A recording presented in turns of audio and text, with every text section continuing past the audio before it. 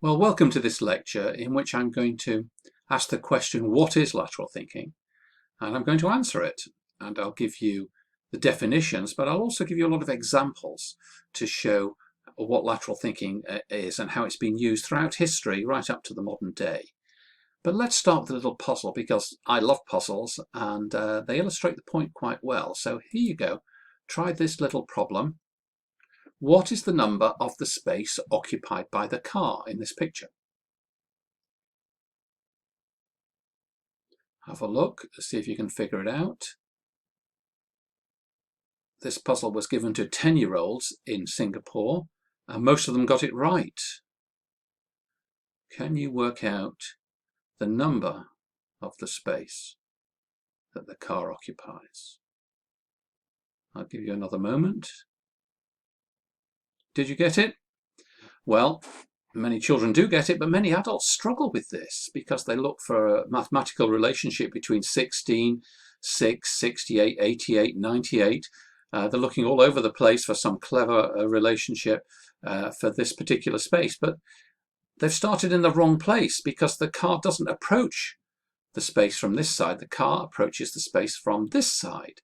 So the driver sees 86, 87, 88, 89, 90, and 91, and the car is parked in space number 87. And it's an example of lateral thinking. Conventional thinking means you come at the problem straight on. Lateral thinking means you take a different approach. You deliberately approach the problem from a different perspective. And that's what you've got to do here in order to solve this little puzzle. Let's go way back in history. You know, the very early civilizations used pictograms. So if they wanted to represent, tell a story, communicate something in a block of clay, they would draw pictures. Here's an example of ancient Egyptian hieroglyphics. The Chinese used pictograms, and the Japanese, many other ancient civilizations. If they developed writing, it was first of all in the form of pictures. And this is okay up to a point, but you need thousands of pictures to represent all the thousands of words. Each single picture represents a single word. Therefore, to cover a normal vocabulary of a couple of thousand words, you'd need 2,000 different pictures. You have to remember what they mean. And if somebody sees a hieroglyph they've never seen before, they don't know how to pronounce it. So say you were trying to describe the city of Taunus in the middle of the desert in Egypt. You could do a symbol for Taunus, but how would anyone know how to pronounce it unless they heard somebody tell them it? And then someone somewhere came along with a brilliant idea, a lateral idea, one of mankind's greatest ideas, I believe, the alphabet. And the Phoenicians had the alphabet, and then the Greeks, and our alphabet, the Latin alphabet that we use in the Western world, is based on the Greek alphabet, which is shown here. So you see alpha, beta, gamma, delta, epsilon became A, B, C, D, E in the Latin alphabet. And with this, with these symbols, these little icons, you can represent the different sounds, and you can write any new word. So you hear a new word, you spell it out, and you can write it. And somebody else reading that word would know how to pronounce it. And they'd say, I've read about this new city, Taunus, in the middle of the desert. They'd know how to communicate it to people who couldn't write. So it was a tremendous step forward in enabling concise and effective communication. And it's an example of lateral thinking, a different approach in order to solve the problem. You can't develop pictograms into an alphabet. You have to start again and think of an entirely new and better way to solve the problem. The ancient Greeks had marvelous temples as well as a good alphabet. Here's the Parthenon from Athens. If you've been there, it's a marvelous, marvelous building. And you can see many other brilliant ancient Greek temples. But you know, you'll never see an arch because the Greeks didn't have the arch. And neither did the Egyptians or the Aztecs or the Incas or many other ancient civilizations. They thought the best way to develop bigger buildings was with bigger columns and lintels, cross pieces. And then some unknown stonemason in the ancient world thought perhaps there's a better way to do this. And he came up with a different approach, an arch. And with the arch, you can support a greater weight in a greater space, and you'll get more light into the structure. And this is an example from an ancient Roman aqueduct in the south of France. And the arch enabled the development of much more brilliant architecture, including the Gothic cathedrals throughout Europe. And it's an example of lateral thinking in architecture, a different approach. So the Romans had the arch. The Romans also had Roman numerals, and the Roman numbering system you're familiar with. So this is 109, C, 1 away from X. Take the 10, take 1 away from it. And this is 50 plus 10 plus 4, 64. This is 10 plus 5 plus 1, 16. And this is 11. Now I want you to add these numbers together using just the Roman numerals. And it's pretty tricky. It's not an easy calculation to do because this is a sort of positive 1 and this is a negative 1. You take this 1 away, whereas you add this 1 on, and the different positions aren't consistent. So this 1 is something you take away from here. So manipulating this is quite tricky. And the system which replaced it, which we use in the Western world, came to us from the Indians and the Arabs, and they used a decimal system. And in the decimal system, the position of each number is consistent. On the right is always the units, and then the tens, and then the hundreds and thousands and 10,000. And if you use decimal points, the tenths and the hundreds and so on, which makes it much more consistent and rational and logical. But the ancient Indian mathematicians added something quite lateral, a symbol for 0. The Romans and the Greeks did not have a symbol for 0. And consequently, they couldn't leave a placeholder that was empty for calculations.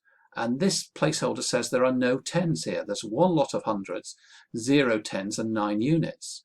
And the addition of the 0 was a very, very important step forward in mathematics, and I believe a lateral step forward. Let's move much further forward. You know, Victorian shops, in a Victorian shop you'd go in and you'd ask the assistant for some butter or some eggs or some bacon, and the assistant would go away and get each of the items you wanted and then return to the counter and serve you piece by piece for each of your items, and then when you were finished she would serve the next person in the line. And then in the 1920s, a man called Michael Cullen said, what would happen if we turned the shop around and instead of the assistant serving the customer wandered around the store, helped themselves to all the items they wanted in a basket, and then paid at the end? And I'll bet the retail experts of the day said that's a really silly idea. Customers will want service. They'll get confused. You'll have to put prices on everything. But he created the world's first supermarket, the King Cullen store in New Jersey. And it became a massively successful concept. He had a lot of low-priced items, a big selection. Customers could wander around and help themselves and then pay and not have to wait in line for each single item to be collected for them by an assistant. And it's changed not just the way we shop, it's changed the whole layouts of our towns, and out-of-town shopping centres and things are all based on the supermarket. And it's an example of lateral thinking in business, finding a new approach, a different way to do things by approaching the problem from a different direction. So the person who came up with the concept of lateral thinking is Dr. Edward de Bono, who's a Maltese physician and psychologist, lecturer, academic. And in 1967, he wrote a book called The Use of Lateral Thinking, in which he proposed this concept. And he defined lateral thinking as containing these main elements: the challenging of assumptions and dominant ideas. So if the dominant idea was hieroglyphics or was upright, you would challenge it with something new, such as an alphabet or an arch.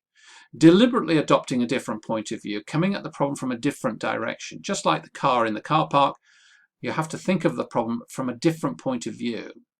Displacement is a means of doing that. We use techniques to actually displace yourself from your normal approach to a fresh approach.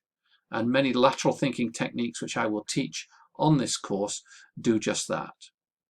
And finally, the use of chance, the use of random input to displace you and to incentivize you to come at the problem from an entirely random and therefore different perspective. Here's somebody who did some lateral thinking. You know, visitors to the 1968 Olympics in Mexico City were amazed to see a man go over the high jump bar with his back to the bar. No one had ever done that before. They'd all gone over with their stomachs to the bar using the Western roll or the straddle method. But Dick Fosbury said, is there just a different way to do this? Can I use a completely different approach? And he set a new world record and changed the way in which everyone else from then on did high jumps. And it's an example of lateral thinking in sport, where you come at the problem from a fresh direction to do something completely different. Even more up to date, in 2009, this man, Travis Kalanick, was at a conference in Paris and he couldn't get a taxi. Taxis are very difficult to get in Paris. I don't know whether you've ever been there, but there just aren't enough of them. Now, the conventional approach would just be to say, well, I'll wait for a taxi to come along, I'll catch a bus, I'll catch the metro, I'll walk. But he said, no, perhaps there's a different solution here. What if I could tap into all the capacity of the drivers in Paris who'd be quite happy to give me a lift for a small fee? And he created the concept of Uber. And Uber is a different approach. You can't develop a taxi company into Uber. It's a different concept. And very often lateral thinking involves coming up with an entirely different concept by starting from a fresh perspective, by coming at the problem from an entirely different direction.